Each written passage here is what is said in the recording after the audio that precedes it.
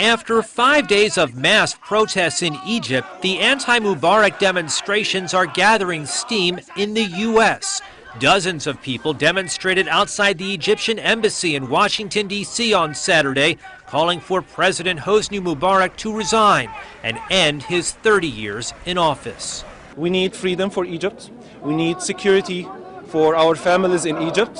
And it's nothing but, human rights. We're not going to accept anything other than Mubarak leaving the country. That's all what we need. And then we should figure out together who's going to be next and, organize it all together.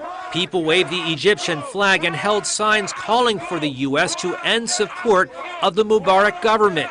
The demonstration lasted for several hours, culminating with a rally outside the White House.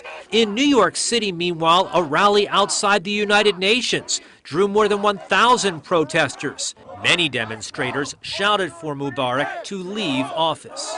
30 years is enough. 30 years is enough. Egyptians demand their democracy and haven't been giving it and deserve every single right. We are standing here by the United Nations to send a clear message to the international community that the President Mubarak must leave and the Mubarak era must come to an end. Like the protests in Egypt that started on Tuesday, Saturday's 3-hour protest in New York City was organized with the help of social media websites like Facebook and Twitter.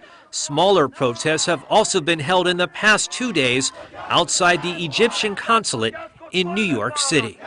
John Decker, Reuters.